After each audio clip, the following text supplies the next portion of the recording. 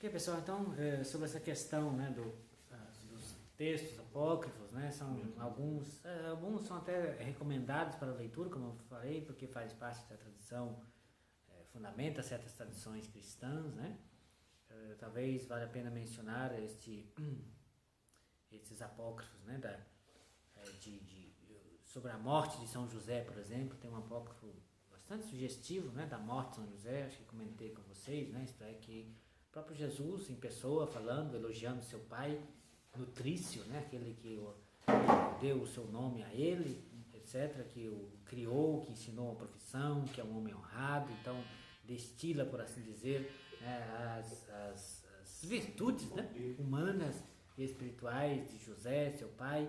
E agora seu pai está ali, né, com 110 anos, idoso, acamado, prestes a morrer. Jesus está do lado, junto com Maria, né, e com os seus irmãos. E aí Jesus comenta, né, sobre esses seus irmãos, né, e fala que é fruto, né, do matrimônio que José teve, né, antes de casar com a sua mãe. Quer dizer, José teve um matrimônio precedente, né, e que após ficar viúvo, então deu o seu nome para proteger a sua mãe Maria, né, e acabou se tornando pai também nutrício, né, que nutre, que educa, etc., né, a Jesus. E aí é interessante que dá os nomes, né, o Jesus apresenta os seus irmãos, são os mesmos nomes que aparecem na tradição dos sinóticos, né, os sinóticos aí na nossa Bíblia, os evangelhos, se fala não só dos irmãos de Jesus, mas apresenta os nomes dos 5 irmãos de Jesus e as irmãs, que não aparece o nome, né? Então, nesses textos apócrifos, se aparecem os nomes dos irmãos de Jesus, os mesmos nomes, a propósito, aparece o nome das 2 irmãs de Jesus, né, por parte de pai, São José, que teria esse matrimônio precedente, né, são contados, então, neste apócrifo ali, né, da morte do carpinteiro São José. E é sugestivo, porque Jesus, né, está ali, né, com os irmãos e Maria ao redor do leito, né, de São José, que está prestes a terminar a sua... E Jesus fala que a morte não é indigna, que ele também, o Filho de Deus, deverá morrer. Então, isso não é, digamos, né, indigno deste homem que ele chama de homem justo, e que Jesus terá que se retirar da sala ou do quarto onde está o seu pai José, para que a morte possa entrar e fazer o seu serviço, né? Porque Jesus é a vida, né? E onde está a vida, a morte não pode entrar, não pode reinar, né? E a morte então está com os seus sequazes, né, aguardando do lado de fora da porta. E Jesus, ao sair do quarto, repreende a morte, diz: olha, entre, faça o seu serviço, mas seja carinhosa, né, sem brutalidade, sem violência, né, sem dor e sem sofrimento. Caso contrário, terás que ver comigo. Né? Então, São José dorme tranquilamente, né, morre tranquilamente, sem sofrimento, sem dor, sem angústia, etc., porque a morte foi duramente esganada e repreendida por Jesus, né, antes dela entrar e fazer o seu serviço. A tradição cristã católica coloca São José como, né, padroeiro da boa morte, por exemplo, né, porque foi o único que, ao morrer, teve ao seu lado, né, a presença de Maria, né, a mãe de Deus, a mãe de Jesus, e do próprio Filho de Jesus. Imagina, né, com Jesus de um lado e Nossa Senhora do outro da cama, dá até vontade de morrer, né, porque nesse momento, né, de ir logo para o céu de vez, né, assistido, né, por estas tão insignes, né, figuras, né, se está muito tranquilamente para morrer, sem nenhum medo, sem nenhum pavor, né, sem angústia, sem sofrimento, né. Então esse é um texto importante. Outro texto importante, como eu falei, que este, né, evangelho, proto-evangelho de Tomé, né, que trata, né, do nascimento de Nossa Senhora, fala dos pais de Maria, Joaquim e Ana, que eram idosos, que eram estéreis, não tinha filho, né, e José era desonrado por conta disso em Jerusalém, né, de família sacerdotal, José, né, então dessa linhagem sacerdotal aqui, nesse caso, né, e que a mãe dele era de linhagem sacerdotal, né, Ana, e que José é de família judaíta, e mora ali em Jerusalém, tem a casa em Jerusalém, né? A propósito, baseado nesse texto, os cristãos fizeram um lugar de peregrinação a casa, né, da mãe de Nossa Senhora. Então, na porta norte, uma das entradas norte da cidade de Jerusalém, no quarteirão cristão, tem a Basílica Cristã Católica, aos cuidados franciscanos, Basílica de Santana, porque Nossa Senhora, né, nasceu ali, os pais dali, baseado isso aonde? Baseado no texto apócrifo também.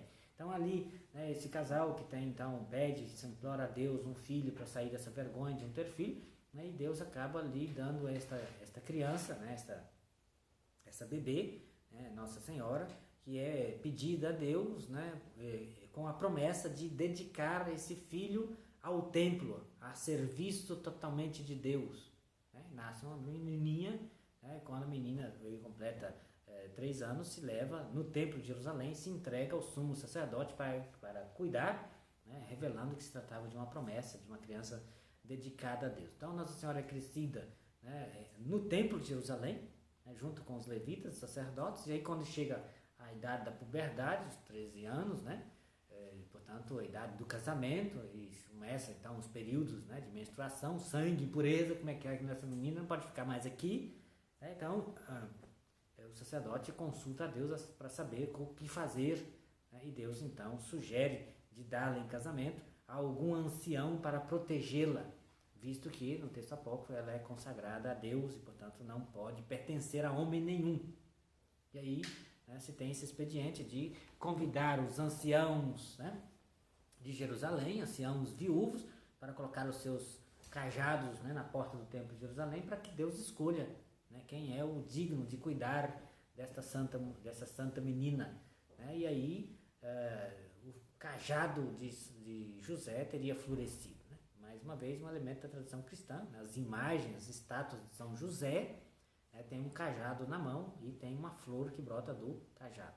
Se baseia também no texto, nesse mesmo texto apócrifo daqui. E nesse texto se menciona também os irmãos, né, os filhos, né, de José desse matrimônio precedente. Né? A propósito, a Igreja Oriental, então, explica exegeticamente os textos do Evangelho que fala dos irmãos de Jesus com base nessa informação dos apócrifos. Então, os irmãos de Jesus mencionados nos evangelhos, segundo a Igreja Oriental, são meio-irmãos de Jesus, de fato filhos de José, com um casamento precedente, né, enquanto ele, né, teve a sua esposa e depois se tornou viúvo e tem estes meninos então. Né? Ao passo que a Igreja Latino-Ocidental explica os irmãos de Jesus com um possível substrato linguístico semita de base, né, para o qual, né, não existe toda essa riqueza de vocabulário para dizer as relações de parentesco, como primos, como cunhados, como não sei o quê, né? Visto que nos evangelhos se apresenta as mulheres que vão, né, acompanhando Jesus no caminho do Calvário, que estão diante de Jesus, diante da cruz. Lá estava Maria e Maria, a irmã de sua mãe. Então nós temos uma outra Maria, né, que é irmã de sua mãe.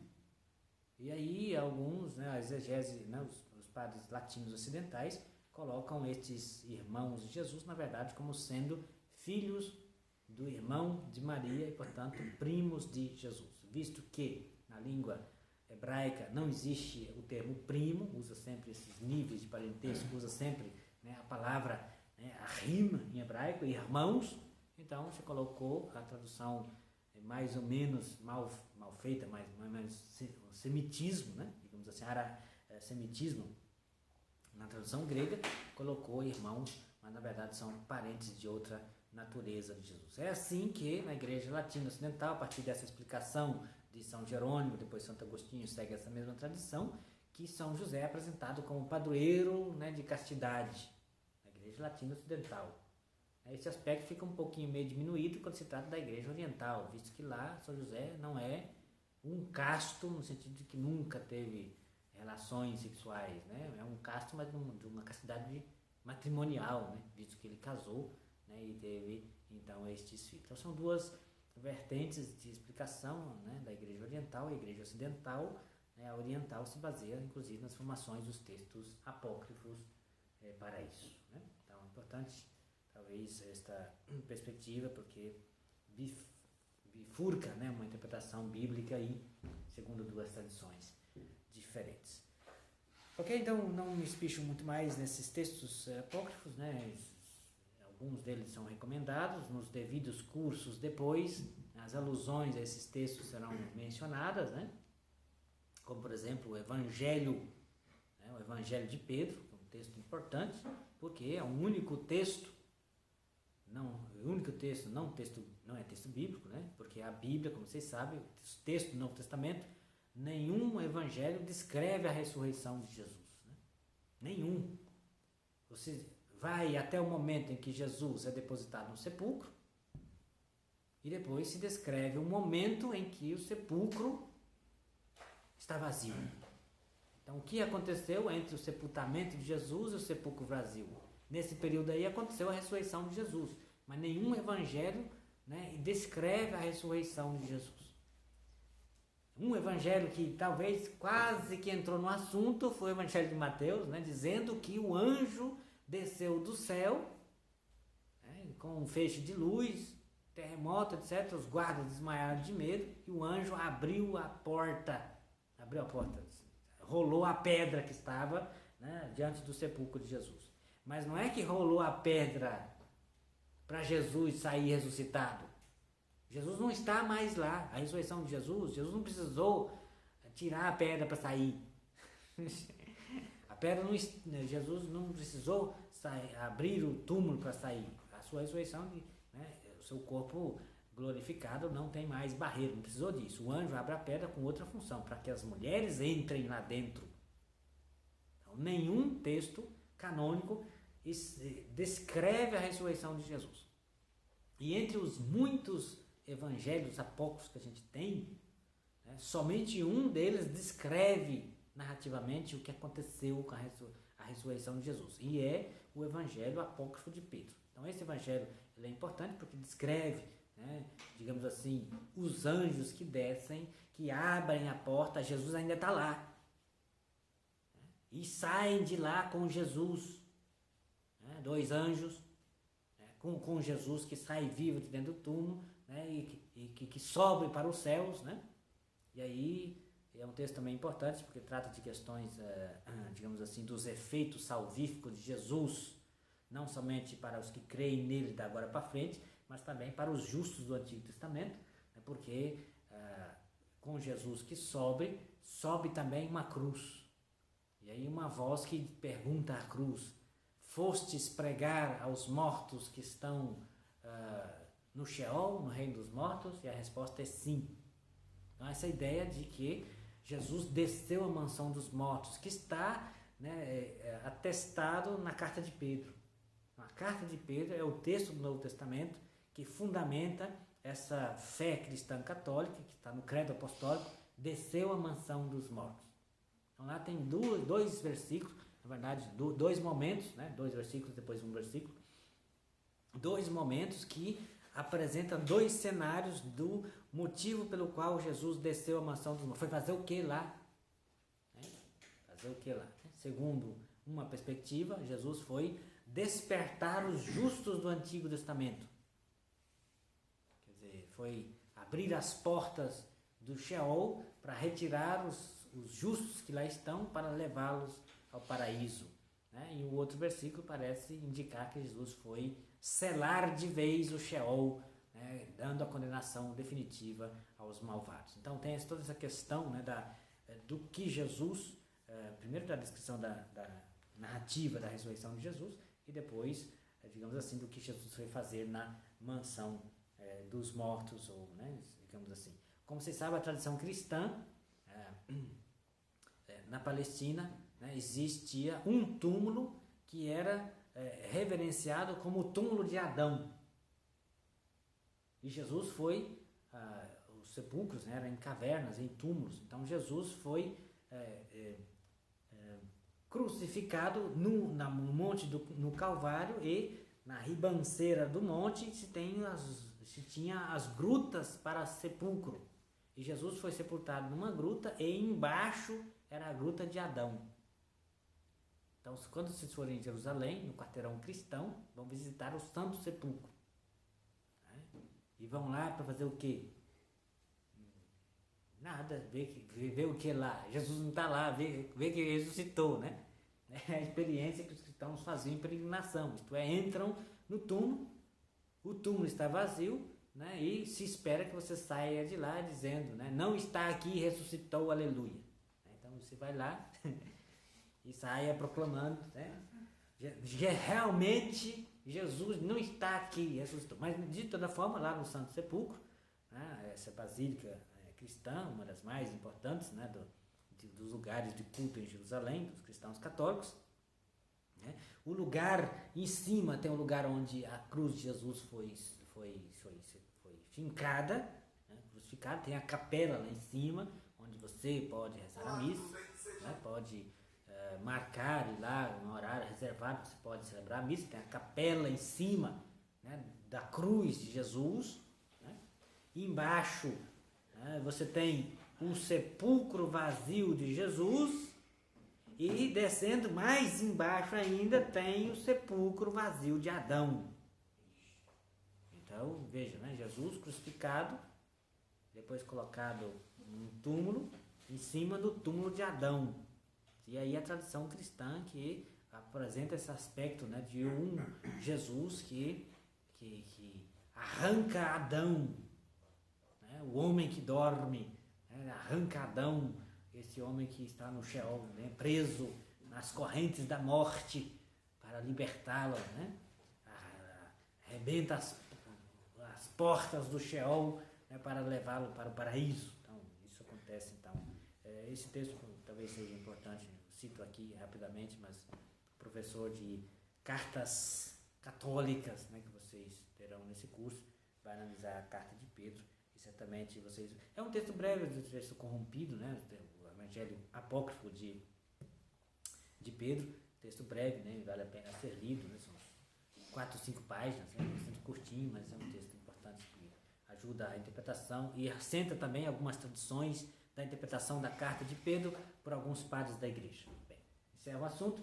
Passo sobre essa questão, né, do material de escrita, não me detenho muito sobre essa questão do material de escrita na Sagrada Escritura, porque, primeiramente, é importante destacar que na Antiguidade, né, escrever era coisa rara. Rara no sentido de que pouca gente era letrada e, portanto, se escrevia pouco, porque também, quem que vai ler? O povo é tudo burro, ninguém sabe ler, ninguém tinha, né, conhecimento de letras. Então, a escritura, grosso modo, né, inicialmente era para registros documentais. Aí depois se passou também a registrar as tradições por escritas. Então eu dizia que as tradições, né, digamos assim, inicialmente, né, eram postas por escritas para registros. E depois, mais tarde, esses textos, né, foram usados também para a liturgia, as tradições orais. Agora, o material de escrita, né, era bastante complicado, difícil de elaborar e ao mesmo tempo caro. Então, assim, na antiguidade, né, prevalecia, digamos assim, a lei da economia. Você só escreve se for realmente necessário, primeira coisa. E depois, em segundo lugar, escreve o mínimo possível. Então, a lei da economia, seja de material, seja de assunto. Então, você resume. Ninguém iria escrever tudo que estava na cabeça, porque gasta muito material, é difícil de escrever, então você resume o máximo possível. Então, assim, o processo, né, de registro escriturístico da Palavra de Deus, que inicialmente é revelação oral, né, acaba também fazendo um processo concreto, digamos assim, de simbolização da Palavra de Deus, que agora está circunscrita num texto que pode ser lido, que pode ser acessado. Porque alguém falou, alguém repetiu, e aí você, né, tem acesso por conta de uma tradição oral. A tradição oral pode ser variável, que depende da memória dos que estão nesse processo da transmissão. Quando o texto está escrito, há uma fixação textual específica. E aí você tem tal e qual conforme está escrito. Então, o processo de simbolização, porque se forma o processo do rolo, primeiramente do rolo e depois do livro. Claro que o material aqui é bastante difícil de elaborar, né? A criação de um rolo, por exemplo, primeiro de papiro, depois que seja papiro da planta, né? Daí vem a palavra papel, ou depois do próprio pergaminho, que é um couro de animal, ou o próprio processo de, digamos assim, de reutilização, sobretudo dos pergaminhos, né? Porque você podia, digamos assim, apagar, porque é um couro do animal, você pode apagar e reescrever por cima, chamado de palimpsesto. Então são 3 modos expedientes mais comuns de escritura. Claro, tem diversos outros, se escrevia em tabuinhas de pedra, né? Se escrevia, digamos assim, na própria pedra, né? As próprias pedras de basalto, né? Digamos assim, se poderia escrever, e ao mesmo tempo, né? Se prevaleceu para a escritura da palavra de Deus, se prevaleceu esses 3 materiais de escrita aqui. De toda forma, quando a gente tinha o processo de rolo, né? O processo de rolo não permitia você escrever, ou ao menos de forma manuseável, toda a escritura. Como que você vai fazer um rolo de Gênesis ao Apocalipse? Não tem jeito. Então, em geral, a Sagrada Escritura, como a gente entende hoje, era uma verdadeira biblioteca. Cada livro num rolo separado. Então você colocava aí nas estantes, né, os rolos, né, diferentes, um após o outro. Inclusive a colocação dos livros na estante, né, dependia desse processo de localização da tradição textual. Então, esses rolos que normalmente se podia ocupar no máximo 10 metros, mais do que isso ficava muito difícil de manusear, né? O testemunho mais expressivo que a gente tem disso é o livro de Isaías. O livro de Isaías, quando a gente abre, tem 66 capítulos. E foi descoberto nas grutas dos pergaminhos, né? Chamado os pergaminhos do deserto do Mar Morto, né? Chamado texto atribuído ao grupo dos Qumranitas, no qual se tem um texto completo, né, que conservou-se, que Cupim não devorou, não comeu, né, tem outras diversas cópias, né, que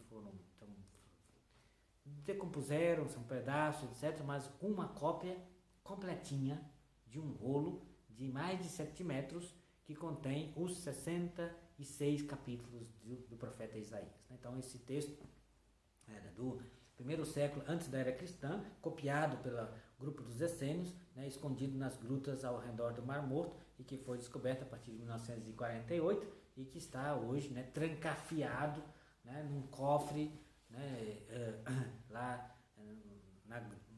num bunker debaixo do Shrine of the Book, do Santuário do Livro, que é uma seção importante do museu, do museu de Israel, né? Museu de Israel. Então você tem ali o Museu Arqueológico de Israel, em Jerusalém, que é do ladinho da velha cidade, encostadinho, tem essa seção importante arqueológica, e lá embaixo está escondido esse material. E é claro que ninguém tem acesso a isso lá, né? Para entrar são 3 portas de aço, cada uma com mais de 1 metro de espessura, né? E aí precisa de 3 chaves e 3 indivíduos diferentes ao mesmo tempo para poder conseguir entrar lá, para que nenhum fica louco uma hora e vai lá e rasga esse negócio e estraga não sei o que, né? A prova de bomba atômica, a prova de tudo, né? Falei para vocês, o texto está lá, né? Se algum maluco estourar uma bomba atômica e matar todo mundo, o texto fica preservado, né? As baratas, né, que são imunes à bomba atômica, daqui a 500 bilhões de anos vão, né, crescer o cérebro, vão ficar inteligentes, né? Vão virar arqueólogos, vão encontrar lá os humanoides. Tinham textos, achamos, né? Digamos assim, textos, né, do de Isaías, mas foram feitos, evidentemente, né, facsímile, idêntico, né? E aí a própria arquitetura do Shrine of the Book, do Santuário do Livro, do Museu Arqueológico de Jerusalém, né, é um modelo de um rolo. Em cima, a cúpula é como se fosse a tampa de um rolo, e de fato é um rolo que fica rodando, e quando você entra, é o rolo inteirinho, né, num cilindro enorme, um rolo inteirinho do rolo de Isaías, de 66 capítulos. Então você pode sentar lá e ficar olhando igual bobo, porque você não vai conseguir ler aquele negócio com um hebraico mal rabiscado, e ainda mais sem sinais vocálicos, e ainda mais meio apagadinho, e ainda mais que o negócio fica rodando ligeiro, né? Caso você fica andando e tentando ler o negócio. Então, é ali para ver, tirar foto, que bonito, né? Mas depois você entra, né, no Mr. Google, coloca lá pergaminhos do Mar Morto, né?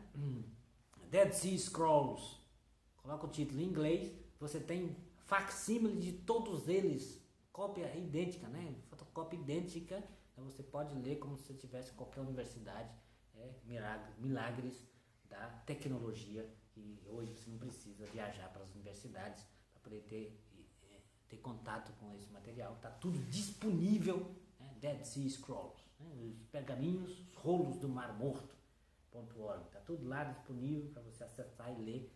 Se você lê em hebraico, né, der conta de traduzir aquele negócio maluco lá, então da gente doida, ok? Então, isso com relação aos rolos, né, que tornava difícil o processo de juntamento da Bíblia, evidentemente que com o processo do chamado Codex, hoje se fala o Codex, né, o Códice, ou Codex latim, é o Códice, normalmente a tradução em português, né, código é outra coisa, parece indicar outra coisa, Códice em geral, né, Códice, o Codex Vaticanos, Codex Alexandrinos, Sinaíticos, etc., né, Catabringenses, são diversos códices que tem por aí. Quando se fala em códice é o quê? É que alguém genial, né, com muitos neurônios funcionando, vamos parar de ficar enrolando livro, vamos pegar a folha de papiro e colocar um em cima da outra, né, e vamos fazer aqui, costurar de um lado, e aí se formou então um processo daquilo que a gente chama de livro. Então, com a criação do códice ou do códex, foi possível então juntar toda a tradição escriturística bíblica num único volume. E aí que nasce pela primeira vez esse tá Bíblia, que é o plural de biblos, né? Plural neutro tá Bíblia, que significa livros, né? Que é a biblioteca inteira num único volume. Então, graças a isso, a gente tem esse processo também, como eu falei, né? de economia de material, porque se você escreve, né, de um lado e do outro, você pode, se você, né, coloca uma parte em cima da outra, você pode escrever de um lado e do outro. Por quê? O rolo não. O rolo, porque as costas do rolo ficam em contato com alguma coisa, como é que você vai virar o rolo e desenrolar para o outro lado? Não tem jeito. Mas no códex, formato do livro, escreve de um lado e do outro, né? E você pega a pontinha no cantinho, né? E passa a página, né?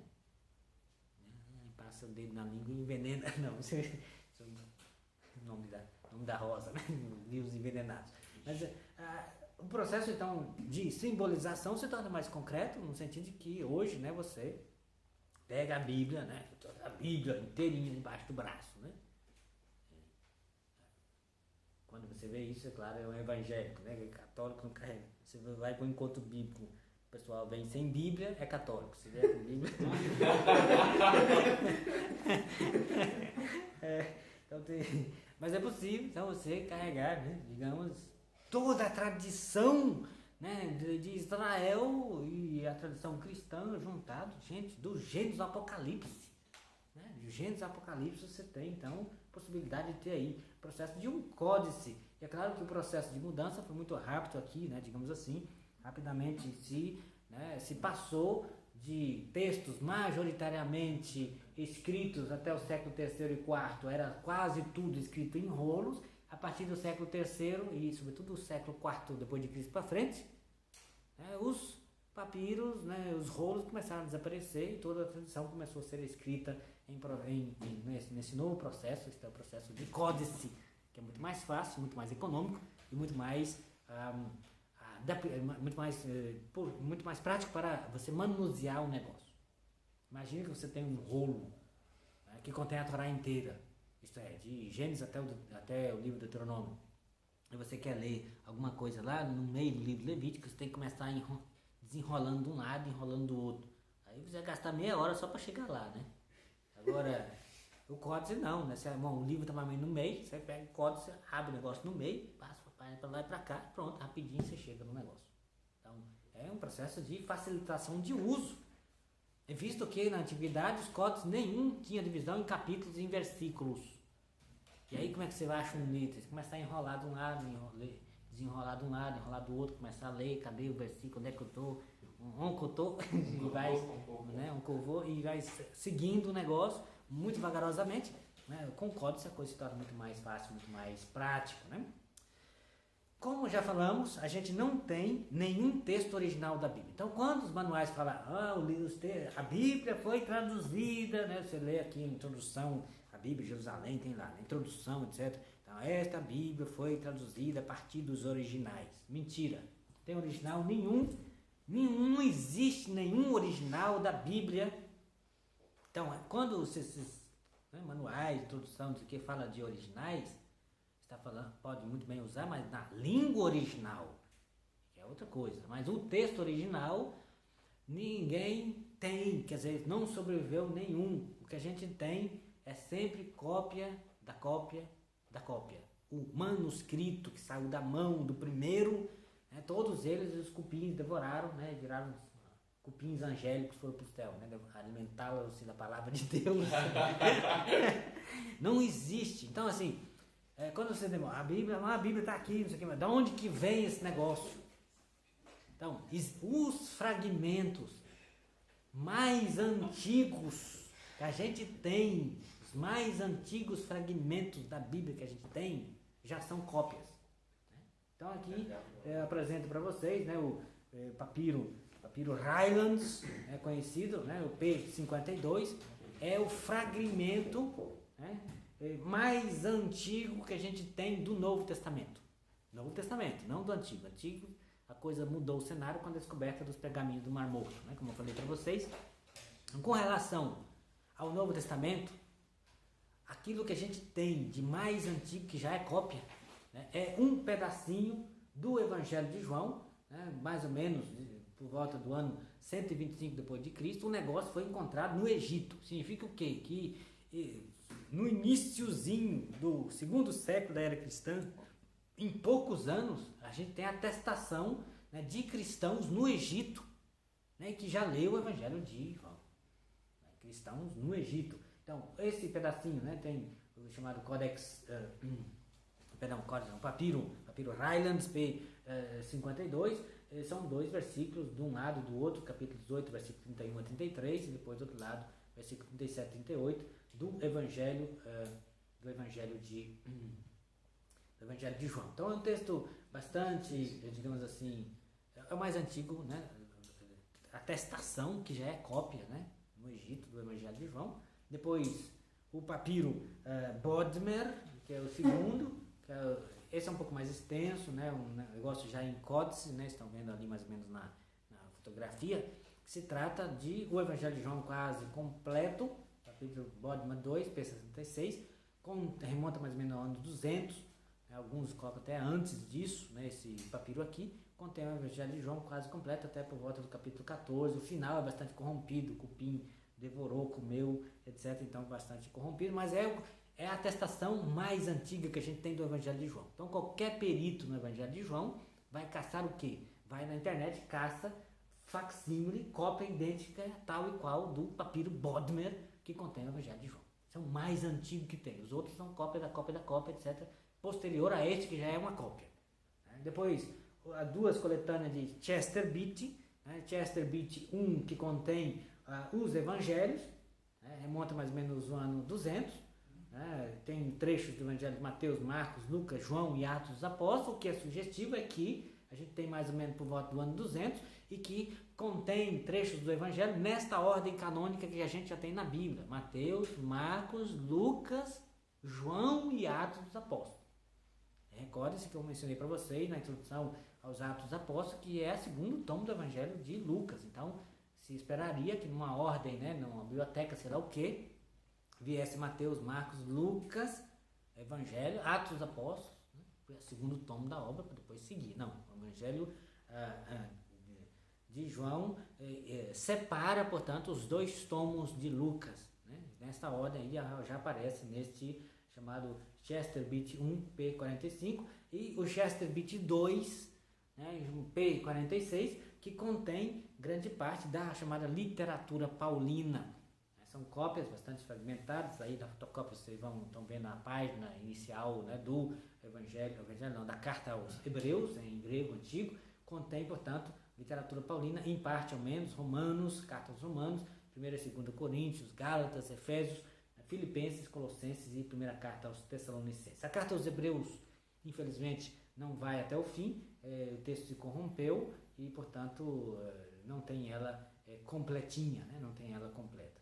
a forma de leitura de um códice, não vou me deter nisso, mas a gente vê nessa página inicial, né, de Chester Beatty 2, né, que contém a literatura paulina, inclusive associando a carta aos Hebreus, né, à literatura de Paulo, né, a gente tem ali, né, como vocês podem ver, né, um processo de escritura, de reescritura, você tem o número da página, né, tentativa já de organizar o texto, a gente tem título, né, Pros Hebraios, né, está lá o título inicial da carta aos Hebreus, né, essa questão da titulatura nos códices mais antigos não tinha título do livro, começa o livro, né, começa o texto como tal, digamos assim, a abreviação dos nomes sagrados, né, bastante interessante, né, Theos, por exemplo, Deus, coloca só seta e o sigma no final, né, a primeira e a última letra, né, com um tracinho em cima, você sabe que já se trata do nome divino, talvez por esta consideração de tradição semítica hebraica, na qual você não lê o nome de Deus, e portanto também não escreve, né, mas escreve só a primeira e a última letra, né, como é hoje a tradição, né, dos rabinos, né, os rabinos quando vão escrever, mencionam o nome de Deus, não pode ler o nome de Deus, não pode nem escrever o nome de Deus, e mesmo os mais radicais, mesmo em línguas modernas, não escrevem o nome de Deus.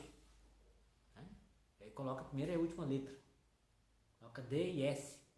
Deus. Né, judeus de língua aqui no Brasil, né, Deus, D, S. Ou de língua inglesa, né, que coloca G, E, I, D só, né, com risquinha simples. God, não pode nem falar o nome do cara, né, o cara é brabo demais. Então você tem, né, um processo de correção, né, digamos assim, você errou na escritura, não quer jogar fora o negócio, né, então você reescreve, etc., né, abreviações, cai de lá. Então, um processo histórico bastante significativo. Ok, pessoal, eu agradeço pela paciência, não temos tempo de seguir, na próxima aula a gente termina essa parte aqui, né, do material de escrita, não vou me deter muito nessa questão, e a gente passa exatamente, né, a um outro capítulo interessante, que é a inspiração bíblica, né, que como assim um texto, quais são as qualidade de um texto, né, para que ele seja inspirado, né? Como saber se um texto é inspirado, né? Coloca o dedo, se der choque é a palavra de Deus, se não é, ou tem outros meios, né? Geralmente terá outros meios ou nenhum, né? Basta ter fé, que é acreditar, né, no discernimento eclesial sobre a canonicidade e a inspiração dos textos. Obrigado, bom continuação de semana, bom almoço para todos.